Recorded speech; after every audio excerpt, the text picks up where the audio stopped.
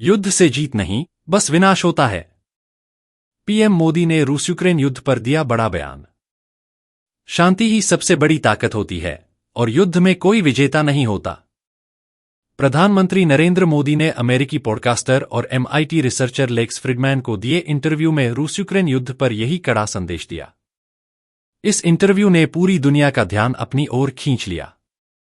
जब दुनिया के दो बड़े देश रूस और यूक्रेन खून खराबे में उलझे हुए हैं, जब लाखों लोग मर रहे हैं, जब पूरी दुनिया महंगाई, तेल संकट और खाद्य आपूर्ति की समस्याओं से जूझ रही है, ऐसे में पीएम मोदी की यह सलाह क्या युद्ध समाप्ति की दिशा में पहला कदम साबित हो सकती है? आइए जानते हैं इस इंटरव्यू की हर खास बात, युद्ध की मौजूदा स्थिति और आगे के संभावित परिणाम। मेरा रूस और यूक्रेन दोनों से करीबी रिश्ता है। पीएम मोदी का बयान। जब लेक्स फ्रिडमैन ने पीएम मोदी से रूस यूक्रेन युद्ध पर सवाल किया, तो मोदी ने एक ऐसा जवाब दिया जिसने हर किसी को सोचने पर मजबूर कर दिया। उन्होंने कहा, मेरा रूस और यूक्रेन दोनों से करीबी रिश्ता है। मैं राष्ट्रपति पुतिन से खुलकर कह सकता हूं कि यह युद्ध का समय नहीं है। और मैं राष्ट्रपति जेलेंस्की से भी दोस्ताना अंदाज में कह सकता हूं कि चाहे पूरी दुनिया आपके साथ खड़ी हो, लेकिन समाधान युद्ध से नहीं, बल्कि शांति वार्ता से मिलेगा। यह बयान इसलिए अहम है क्योंकि भारत ने अब तक इस युद्ध में किसी का पक्ष नहीं लिया है। भारत रूस के साथ भी अच्छे संबंध रखता है और यूक्रेन के साथ भी।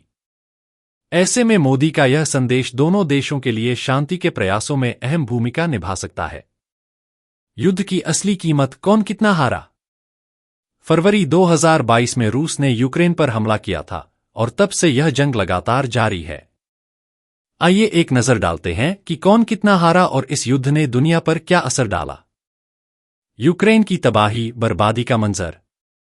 100,000 से अधिक यूक्रेनी सैनिक मारे गए या घायल हुए। 2 करोड़ से अधिक लोग अपने घर छोड़कर भागने को मजबूर हुए। देश का 20% हिस्सा अब भी रूस के कब्जे में।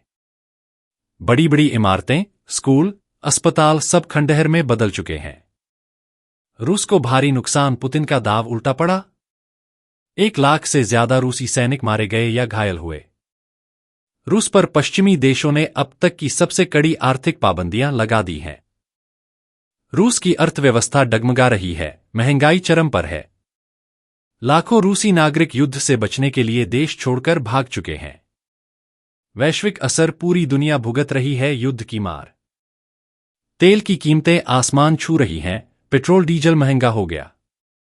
खाद्य संकट गहरा गया, गेहूं और अनाज की कीमतें बढ़ गईं। खाद्य संकट से कृषि प्रभावित, फसल उत्पादन घट गया। महंगाई बढ़ी, हर चीज की कीमत बढ़ रही है। यानी यह युद्ध सिर्फ रूस और यूक्रेन तक सीमित नहीं है, बल्कि पूरी दुनिया इसकी कीमत चुका रही है। मोदी की रणनीति, बातचीत से ही होगा समाधान। पीएम मोदी ने इस इंटरव्यू में जोर देकर कहा कि युद्ध किसी भी समस्या का हल नहीं है, बातचीत ही एकमात्र रास्ता है।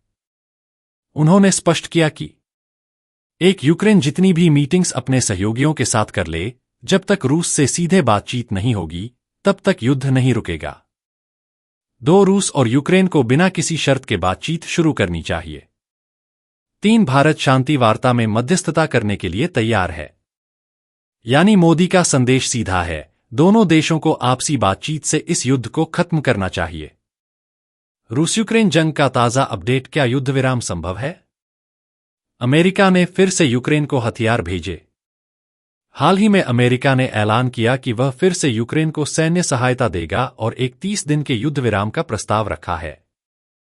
रूस ने कहा, हम तैयार हैं, लेकिन शर्तें होंगी। रूस के राष्ट्रपति व्लादिमीर पुतिन ने कहा कि वह युद्ध विराम को सैद्धांतिक रूप से समर्थन देने को तैयार हैं, लेकिन उनकी कुछ शर्तें होंगी। रूस की मुख्य शर्तें: यूक्रेन को नाटो में शामिल नहीं होना चाहिए। रूस के कब्जे वाले सभी क्षेत्र रूस के पास ही रहने चाहिए। यानी यह युद्ध अभी खत्म होता नहीं दिख रहा। आगे क्या हो सकता है? संभावनाएं और भविष्य के विकल्प। पहला विकल्प, युद्ध विराम और शांति समझौता। अगर यूक्रेन और रूस आपसी सहमति से बातचीत के लिए तैयार होते हैं, तो युद्ध को रोका जा सकता है। दूसरा विकल्प, युद्ध और तेज हो सकता है। अगर कोई समझौता नहीं हुआ तो यह युद्ध और भी खतरनाक मोड़ ले सकता है। अमेरिका और यूरोप यूक्रेन को नए हथियार दे रहे हैं, जिससे रूस और आक्रामक हो सकता है। तीसरा विकल्प, भारत मध्यस्थता कर सकता है। पीएम मोदी ने पहले भी कई बार शांति वार्ता का समर्थन किया है। अगर भारत, चीन और अन्य देश मिलकर बातचीत की कोशिश करें तो इस युद्ध को रोका जा सकता है। निष्कर्ष, क्या मोदी की सलाह से युद्ध रुकेगा? पीएम मोदी का बयान दुनिया में शांति की दिशा में एक बड़ा कदम हो सकता है। भारत के पास रूस और यूक्रेन दोनों से अच्छे संबंध हैं, इसलिए भारत मध्यस्थता कर सकता है। अगर दोनों देश बातचीत को तैयार होते हैं तो युद्ध खत्म हो सकता है। लेकिन अगर रूस और यूक्रेन अपने अपने रुख पर अड़े रहे तो यह युद्ध और लंबा चल सकता है। अब सबसे बड़ा सवाल यह है, क्या दुनिया शांति का रास्ता चुनेगी या युद्ध की आग में और झुलसेगी? आपका क्या मानना है? क्या रूस यूक्रेन युद्ध रुक सकता है? क्या पीएम मोदी की सलाह असरदार साबित होगी? कमेंट में अपनी राय दें।